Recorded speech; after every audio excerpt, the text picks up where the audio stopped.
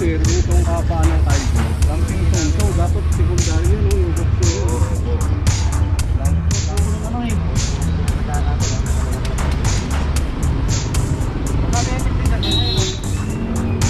Dapat doon namin pinarada, sir. Ito ako, sir, complaint ko lagi yan, sir, ng BPI. Ngayon lang po ako deliver dito, sir.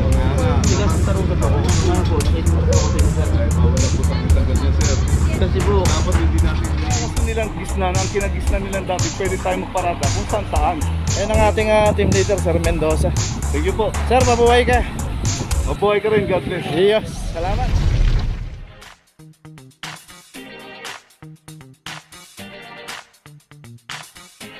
Papa Joe TV.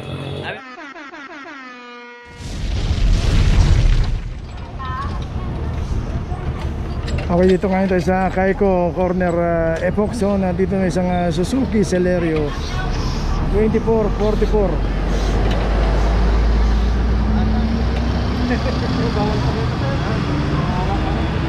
Ano po kami dito, sir? Plump na po kami doon. Masapin nyo lang po yung team leader, sir. Yung team leader po. So yun, kumain nga sila kaso ang problema hindi nila nilagay dito sa Epoch Zone. Sana yung Epoch Zone yan, pay parking po yan. Mga kahabaan po ng Kaiko, Mabuhay Lane.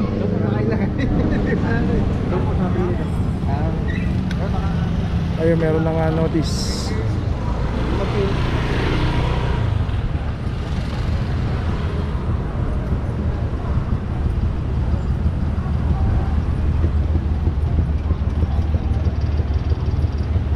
Ang problema kasi natin, sir, dapat inaasad natin para alam namin na kumakain kayo. Hindi kasi nasabihan doon sa ano, Kasi dito, sir, itong kapa ng Kaigo, lamping tonto, dapat secondary yan, yung bukso yun. Oo.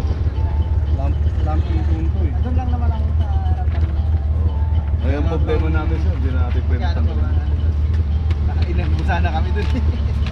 Puntahan na lang natin ng officer, sir, kasi nakakaramdam po yan. Magkano po ba ang Unahin namin po yung CCTV yung opinion. Dito kasi lamping tonto, dito naman walang halos na parado.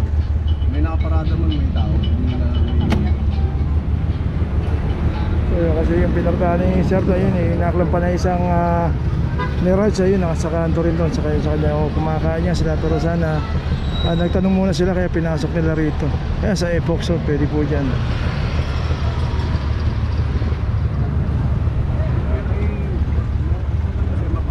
Opo, sir. Yes, po. Opo, sir. May ginagawa lang kami rito eh. Ano sa inyo, Sir?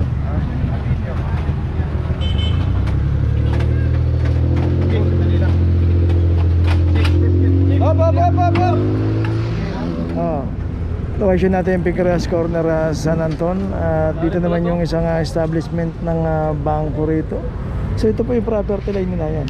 Yan, kung may kuhita to, pag nakapasok yan, Toyota Revo.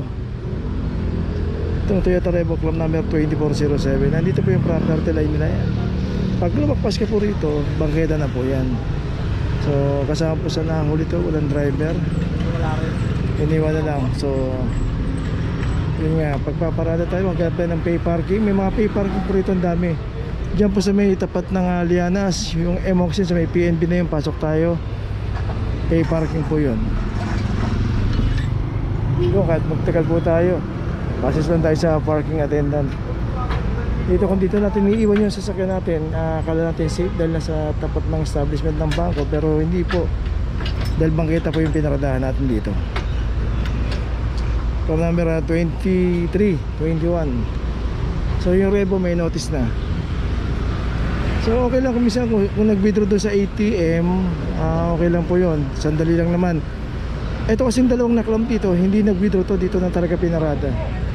Iniwan yung sasakyan dito. Pinuntahan ko lang po sa Great Pure Gold kasi naghanap lang po ako parkingan. Wala pa naman po 2 minutes, sir eh. Wala, sir, nakaklab na yan, sir. Ayos, sir, dalawa kayo dito nakaklab. Baka po pwede makiusap naman, sir. Sir! Pupunta lang po ako sa Pure Gold, sir. Naghanap lang po ako ng ano eh. Sabi natin dito, sir. So kanya pala to, yung isang delivery truck dito.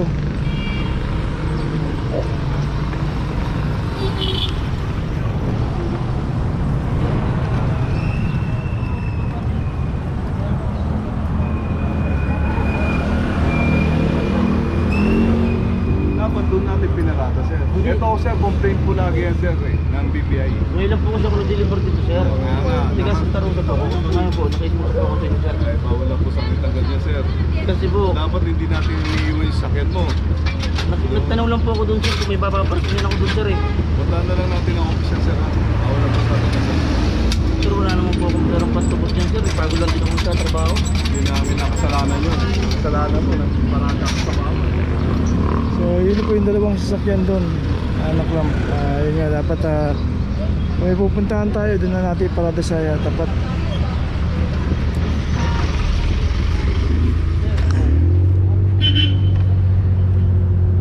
Bago lang lang ako dito, sir, eh.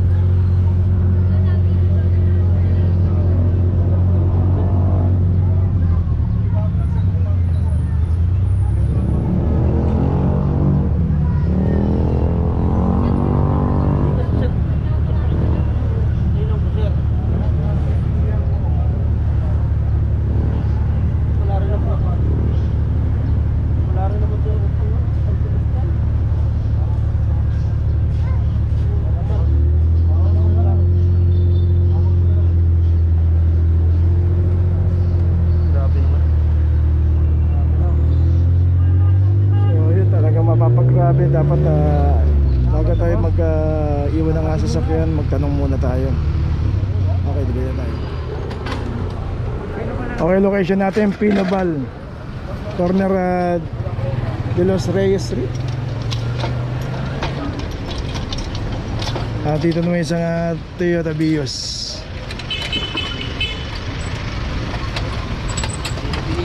$24.40. So ito hindi po nagbayad ng parking to.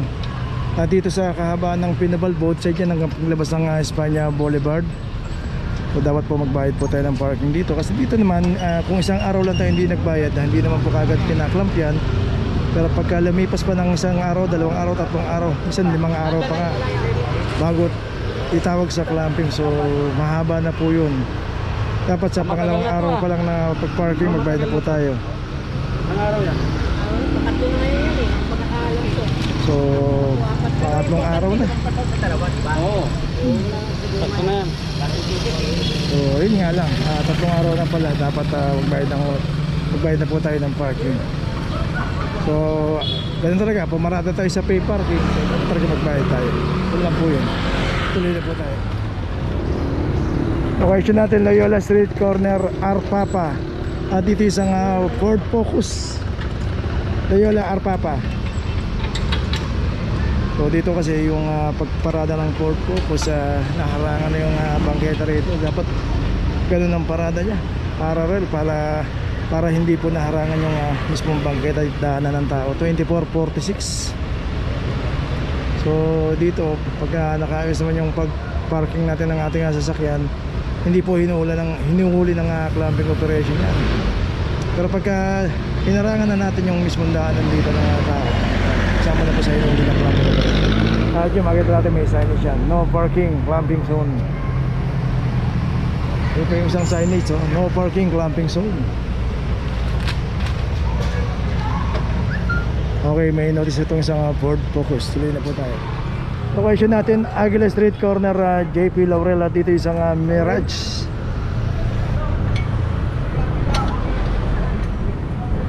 $24.09 para sa Mirage.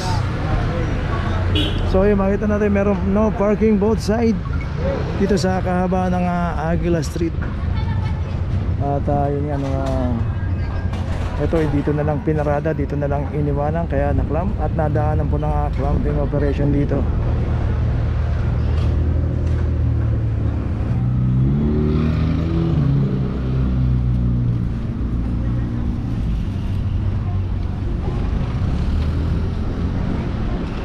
Okay, ito may notice na, tuloy na po tayo.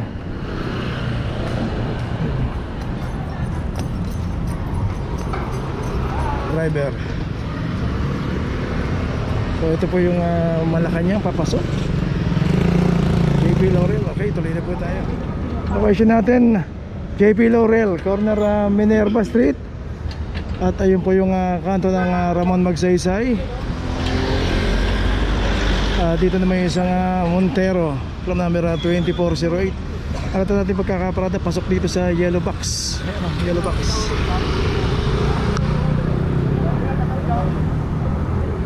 Maganda ang pagkakaparada nitong isang Montero. Dito pa talaga pinarada. At makikita natin meron signage doon, no parking. So paparada tayo, dapat iayos naman natin kahit na naka-hazard po yan. Kung ang pagparada natin balagbag naman, kahit na nasa yellow box, paparada pa rin tayo. Okay, tuloy na po tayo. Location natin Kaiko Street, corner Epoxon. Dito naman yung isang Mirage. Ito rin nabutan dito. Walang driver itong Mirage.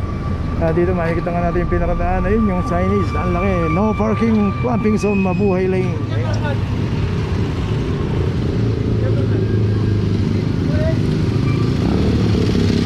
Number 2318 para sa Mirage.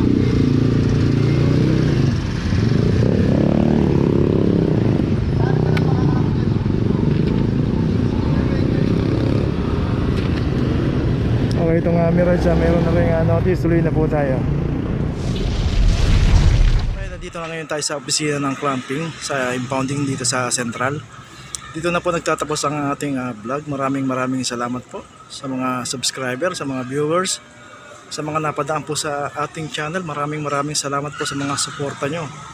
Sa mga hindi pa po nakakapag-subscribe, subscribe na po tayo mga kabayan. Maraming salamat po. Mabuhay!